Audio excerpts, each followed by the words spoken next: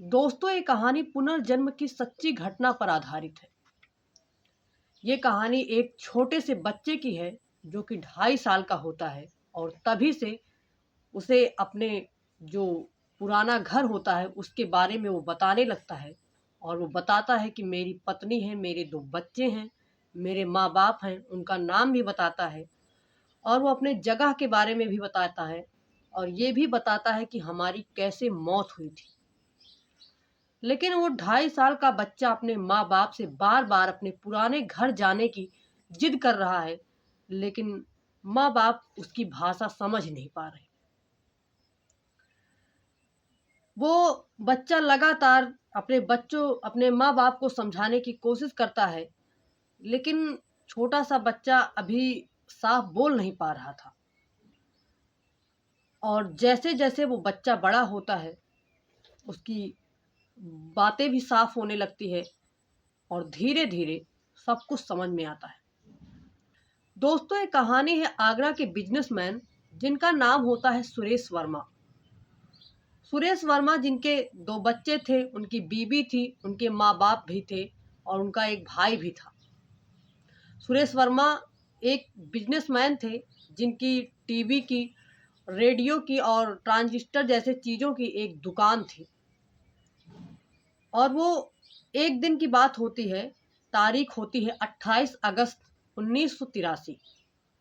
28 अगस्त को वो अपना काम ख़त्म करके 7 बजे का समय होता है, वो अपनी दुकान को बंद करते हैं और अपने कुछ दोस्तों से मिलते हैं और दोस्तों से मिलने के बाद वो अपने घर के लिए चले आते हैं। वो अपने कार से अपने घर को आ रहे होते हैं और लगभग 7:30 बजे वो अपने घर पर पहुँचते हैं। और जब वो अपने घर के दरवाजे पर पहुँचते हैं, तो अपनी जो कार की हॉर्न होती है, उसे लगातार बजाते हैं, ताकि उनकी पत्नी दरवाज़ा खोले और वो अपनी कार को अंदर कर सकें। लेकिन उनकी पत्नी दरवाज़ा खोलती कि उसके पहले ही 2 लोग दौड़ते हुए आते हैं और उनके ऊपर निशाना लेकर उनके ऊपर गोलियाँ चला देते हैं। और वो गोलियाँ जो होती हैं, वो राइट साइड लगती है और इधर से पार कर जाती है। और ये सब होते-होते उनकी पत्नी दरवाज़ा खोलती हैं और देखती हैं कि वो दोनों लोग भाग रहे हैं और उनका चेहरा भी नहीं देख पाती। और ये सब देखकर वो दौड़ते हुए अपने पति के पास जाती हैं और देखती हैं कि वह उनका पति जो है, वो कार की जो ड्राइवर वाली सीट है, उस पर लहू-लुहान पड़ा हुआ है। ये सब देखकर वो ज़ोर-ज़ोर से चिल्लाकर रोने लगती हैं और उनकी आवाज़ उनके जो सास-ससुर होते हैं, उनके बच्चे होते हैं, सुनते हैं और सुनकर वो तुरंत बाहर देखते हैं तो उनका बेटा बेहोश पड़ा था। और उनकी आवाज़ सुनकर आस-पास के लोग भी वहाँ पर इकट्ठे हो जाते हैं और उन्हें तुरंत हॉस्पिटल ले जाया जाता है। हॉस्पिटल में डॉक्टर उन्हें देखते ही बता देता है कि इनकी मौत हो चुकी है। क्योंकि जो गोली होती है वो ऐसी जगह पर लगी थी, जहाँ पर इंसान का बचना बेहद नामुमकिन होता है। और ये सुनकर पूरा परिवार दुःख में डूब जाता है। उनके परिवार के ऊपर दुखों का बादल टूट पड़ता है। उनके 2 छोटे-छोटे बच्चे थे, पत्नी भी थी और माँ-बाप, भाई, एक वही कमाने वाले थे जो कि अच्छे खासे पैसे कमाते थे। अब परिवार का बड़ा बेटा जो कि इस तरह से उसकी मौत हो जाती है, माँ-बाप के ऊपर दुखों का बादल टूट जाता है। वो अपने इस उम्र में अपने बेटे की इस तरह से अर्थी उठते हुए देख नहीं पा रहे थे, लेकिन मजबूरी थी। सब दुःख से उबरने की कोशिश कर रहे होते हैं और उनकी जो बहू होती हैं जिनका नाम उमा होता है, वो उनके बिज़नेस को चलाने की ज़िम्मेदारी लेती हैं, ताकि घर का खर्च चल सके। और उस दुकान में कुछ वर्कर वगैरह रखती हैं, दुकान का नाम होता है सुरेश रेडियो। और वहाँ पर जाती हैं, वो अपना काम वगैरह करने लगती हैं। इधर ये लोग धीरे-धीरे दुःख से निकल रहे होते हैं। और 2-3 साल बीत जाते हैं और वहाँ से लगभग 17 किलोमीटर दूर पर होता है एक गाँव। गाँव का नाम होता है बाढ़ गाँव। और उस गाँव में एक 2.5 साल का बच्चा जो कि लगातार अपने माँ-बाप को कुछ समझाने की कोशिश कर रहा है, बताने की कोशिश, लेकिन उसकी आवाज़ साफ नहीं होती, माँ-बाप समझ नहीं पा रहे। धीरे धीरे समय बीतता है, वो बच्चा जो 2.5 साल का वो 3 साल का हो जाता है। अब जब वो बच्चा 3 साल का हो गया है तो उसकी आवाज़ें भी थोड़ी सी साफ हो गई हैं। वो क्या बोल रहा है ये लोगों को समझ में आने लगा था। अब वो 3 साल का बच्चा अपने माँ बाप से कहता है कि ये मेरा घर नहीं है और ना ही आप मेरे माँ बाप हो। अपने भाई से कहता है आप मेरे भाई नहीं हो और मुझे मेरे घर पहुंचा दो। और उस बच्चे का नाम टीटू होता है और उसका एक नाम और तोरण सिंह होता है, लेकिन सब उसे प्यार से टीटू टीटू कहते थे। वो कहता है मेरा नाम टीटू नहीं है, मेरा नाम सुरेश वर्मा है। ये सब चीज़ें सुन के घर वाले भी परेशान होते हैं, सोचते हैं इसे हो क्या गया है, ये क्या उल्टी सीधी बातें बोल रहा है। लेकिन वो बच्चा लगातार एक ही रट लगाए हुए है। माँ बाप परेशान हैं, आसपास के लोगों को बताते हैं तो लोग कहते हैं कि इसे कुछ ऊपरी चक्कर वाला मामला हो गया है, इसे ले जाकर कहीं दिखा दो, झाड़ फूंक करवा दो। या तो ये भी हो सकता है कुछ बच्चा है दिमाग में उल्टा सीधा चल रहा हो। उसकी बातों पर कोई ध्यान ही नहीं देना चाहता था, सब अलग ही सोच रहे थे कि इसके ऊपर कुछ हो गया है। अब उस बच्चे को कई जगह ले जाकर दिखाया जाता है, लेकिन उस बच्चे की जो जिद थी वो कम नहीं हो रही थी। उसकी एक ही जिद कि मैं टीटू नहीं हूँ, ये मेरा घर नहीं है और ना ही मेरे आप माँ बाप हो, मेरे माँ बाप के पास मुझे पहुँचा दो। घर वाले परेशान हो गए थे, उसे इग्नोर करना शुरू कर दिया। लेकिन परेशानी धीरे धीरे और ज़्यादा बढ़ती जाती। अब वो बच्चा 3 साल का जो था वो अब 5 साल का हो गया है और वो 5 साल का बच्चा अपने माँ बाप से ऊब कर वो उन्हें डराने धमकाने लगा है। अब वो 5 साल का टीटू अपने माँ बाप को धमकाना शुरू कर देता है। एक दिन तो टीटू ने सारी हद ही पार कर दी। उसने अपने माँ बाप से कहा कि अगर तुम लोग मुझे मेरे घर नहीं पहुंचाओगे तो मैं अपना सामान पैक करूंगा और यहाँ से भाग जाऊंगा। माँ बाप ने सोचा कि कहीं ये ऐसा सच में ना कर दे, और लेकिन उनके पास कोई कुछ समझ नहीं आ रहा था कि आखिर क्या है क्या नहीं है। फिर भी वो इस बात को भी टाल देते हैं और वो 5 साल का बच्चा अपना सामान पैक करता है। और वो सामान इस तरह से पैक करता है जैसे किसी बड़े आदमी ने कोई, मतलब कि जैसे होता है कि अब छोटे बच्चों का काम तो आप समझ ही रहे होंगे कि वो कैसे काम करते हैं। उसके सामान पैक करने के तरीकों को देखकर लग रहा था कि जैसे कोई छोटा बच्चा नहीं, किसी बड़े इंसान ने अपना सामान पैक किया है। वो सामान को बहुत ही तमीज़ से पैक करता है। वो अपनी ज़रूरी जो भी ज़रूरी सामान था सब कुछ रखता है और भागने की तैयारी में होता है। और उसका जो एक भाई होता है, उसके 3 भाई वहाँ पर होते हैं। उसका जो बड़ा भाई अशोक होता है ये सब चीज़ें देख लेता है और टीटू के पास जाता है, टीटू को समझाने लगता है। अशोक भी परेशान हो गया था टीटू से। वो कहता है अच्छा चलो मैं मानता हूँ कि तुम टीटू नहीं हो, तुम सुरेश हो, लेकिन तुम ये बताओ कि तुम्हारा घर कहाँ है, ये कहानी जो तुम बताते हो तुम्हारी दुकान कहाँ है। टीटू ने अपना सारा एड्रेस जो भी था अशोक को बता दिया। अशोक कहता है कि तुम कहीं भी मत भागना, तुम मुझे 2 से 3 दिन का समय दो, मैं तुम्हें तुम्हारे माँ बाप के पास पहुँचा दूंगा। टीटू कहता है कि ठीक है।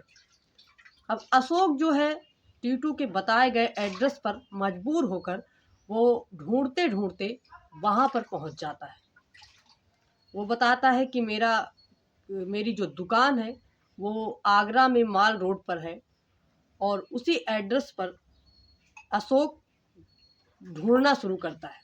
काफ़ी देर तक ढूंढने के बाद उसकी नज़र पड़ती है ऐसी दुकान पर जहाँ पर सुरेश रेडियो लिखा था।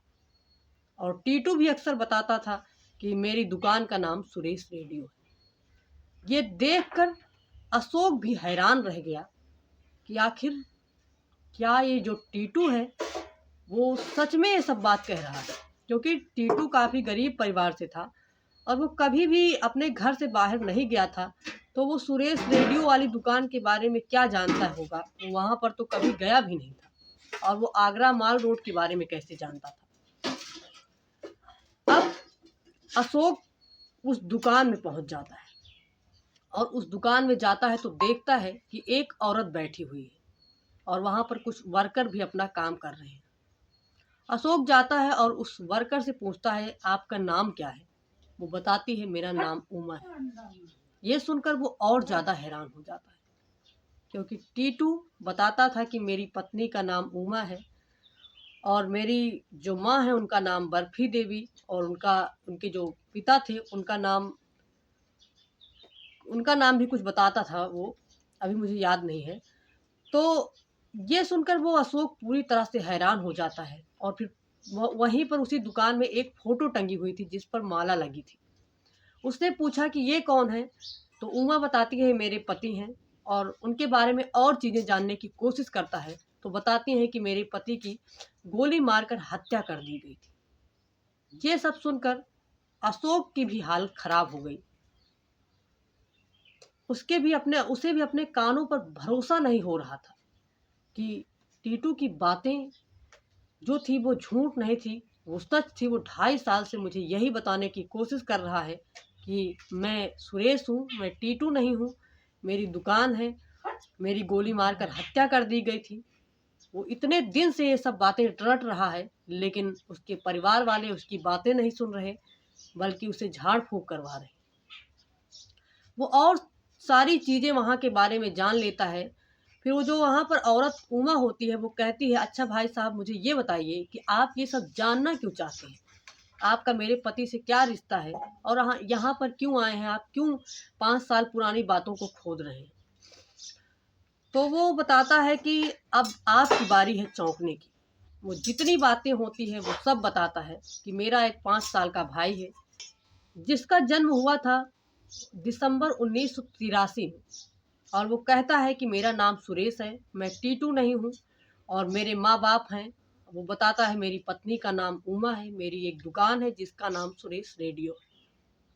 अब ये सब सुनकर उमा भी हैरान, भाई बात ही ऐसी थी। अब उमा भी अशोक की बातों को सुनकर पूरी तरह से हैरान है, लेकिन उसके दिमाग में ये चल रहा है कि कहीं उस 5 साल के बच्चों को कुछ रटाया ना गया, कहीं जमीन जायदाद वाला मामला ना चल रहा हो, एक साजिश ना रची जा रही हो। लेकिन फिर भी उसके भी मन में जिज्ञासा उठती है, और दोनों की बातचीत चल रही होती है कि तभी जो उमा के सास ससुर होते हैं वो दुकान में आ जाते हैं, और वो भी अशोक की बताई गई बात को सुनते हैं और वो भी हैरान हो जाते हैं। वो तो इतना ज़्यादा खुश हो जाते हैं कि मानो उनका बच्चा उनके पास वापस लौट आया। वो ये सब नहीं सोचते कि क्या जायदाद वाला मामला होगा, क्या नहीं। वो बस यही सोच लेते हैं कि भगवान ने मेरे बच्चे को वापस कर दिया है, और अशोक से कहने लगते हैं, मुझे मेरे बच्चे से मिलवा दो। अब सब हैरान हैं, सबके मन में जिज्ञासा है। अब अशोक कहता है कि मैं टीटू को नहीं बताऊँगा, आप सब आपका जो भी परिवार है, परिवार में जो भी सदस्य हैं, आप सबको लेकर मेरे घर चलो और आपको जो समझ में आता है उससे पूछो, जिससे आपको विश्वास हो सके, वो सब पूछो।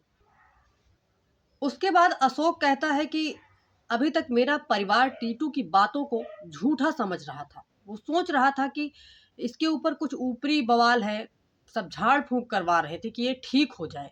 लेकिन यहाँ पर आने के बाद मैं भी चौंक गया और समझ गया कि मेरा भाई सही कह रहा है।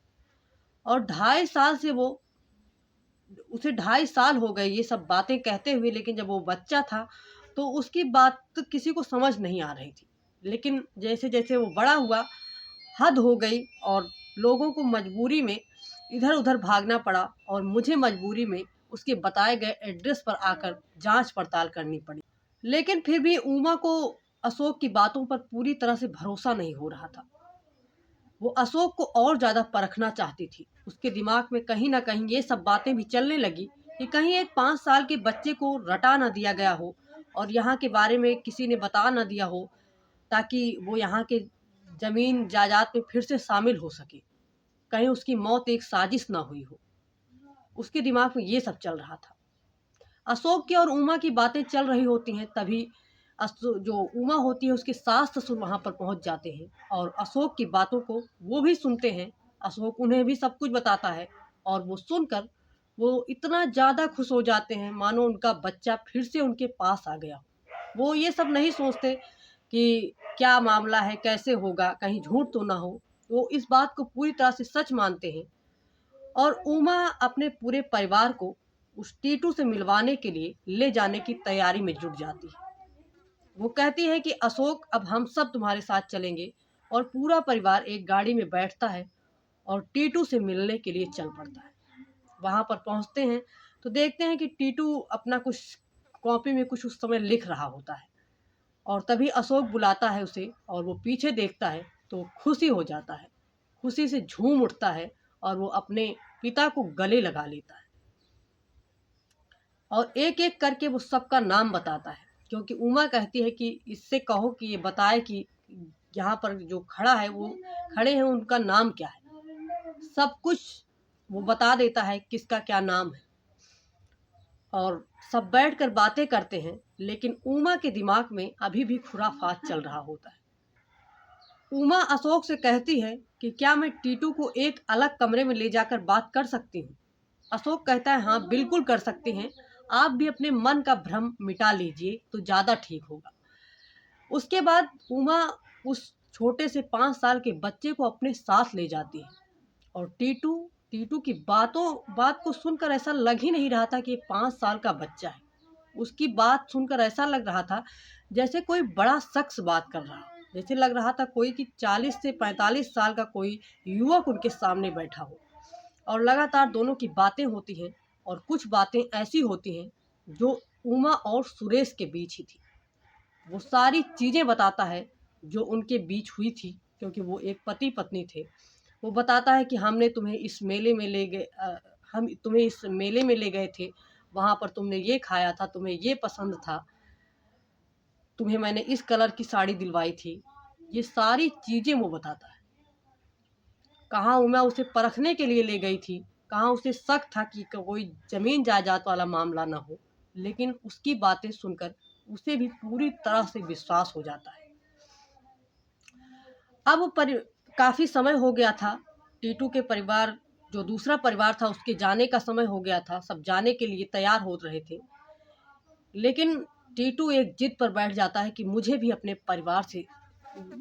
परिवार के पास जाना है, मुझे भी साथ ले चलो। इधर ये परिवार इस डर में, मतलब उसे डर हो गया था कि अब हमारा बच्चा हमसे छिन जाएगा, और उधर वो परिवार खुश था, लेकिन उसकी पत्नी सोच रही थी एक 5 साल के बच्चे के साथ हम कैसे, वो उसका पति है, अब वो 5 साल का है, उसे भी ये रिश्ता बहुत ही अजीब लग रहा था। कहीं ना कहीं एक परिवार खुश था और एक परिवार दुखी था। उसके माँ बाप दुखी थे कि अब वो हमारा बच्चा हमसे छिन जाएगा। दोनों परिवार बैठते हैं और एक फैसला करते हैं कि टीटू अपने माँ बाप के पास ही रहेगा, उसकी पढ़ाई लिखाई यहाँ से चलेगी, उसका जो खर्च लगेगा उसका पुराना परिवार देगा। और जब उमा टीटू से कहती है कि तुम अपनी पढ़ाई लिखाई करो, अपने माँ बाप के पास रहो, और जब तुम्हें मन करे तुम यहाँ पर आ सकते हो, अपने घर आ सकते हो, दोनों तुम्हारा घर है, पर तुम अभी छोटे हो, तुम्हें तुम्हारे माँ बाप की ज़रूरत है। टीटू मान जाता है। टीटू की पढ़ाई लिखाई अच्छे से चलने लगती है। टीटू एक गरीब परिवार में पैदा हुआ था, लेकिन अब उसकी जो ज़रूरतें थी अब वो पूरी होने लगी थी, क्योंकि उसे अपना एक और परिवार मिल गया था। उसके बाद जब पूरा परिवार जाने लगता है, टीटू रोने लगता है। उसकी माँ उसे गले लगा लेती है, जो उसकी दूसरी माँ थी जिनकी उम्र अब 80 साल हो गई थी, वो उसे गले लगा लेती हैं। कहती हैं कि अभी तुम्हारे जो माँ बाप हैं उनको भी तुम्हारी ज़रूरत है, वरना बेटा मैं तुम्हें अपने साथ ले चलती। टीटू रोने लगता है। उसकी पत्नी उमा, जिसकी उम्र इस समय थी 45 साल, वो भी उसे गले लगा लेती है और उसे विश्वास दिलाती है कि तुम उसके घर, तुम कभी भी आ सकते हो और हम सब भी तुमसे ज़रूर मिलने आया करेंगे। उनका परिवार वहाँ से चला जाता है। और दोस्तों, इस समय जो टीटू है, जिसका नाम तोरन सिंह है, अब वो 40 साल का हो चुका है। उसकी पढ़ाई लिखाई अच्छे से चली और वो अब एक स्कूल में प्रोफेसर है। बहुत सारे मीडिया लोग वहाँ पर जाते हैं, इस मतलब कि इस तथ्य की जांच के लिए कि कहीं ये झूठा तो ना हो। फेमस होने के लिए लोग भी कभी ऐसे झूठी चीज़ें बना लेते हैं। एक बहुत सारे एक्सपर्ट गए, इस तथ्य की जांच पड़ताल किए और टीटू जो है अपने जगह पर सही निकला। दोस्तों, ऐसा होता है कई बार कि इंसान का जो दूसरा जन्म होता है उसमें भी उसे अपने पुराने जन्म की चीज़ें याद रहती हैं। ऐसे बहुत सारे केस हो चुके हैं।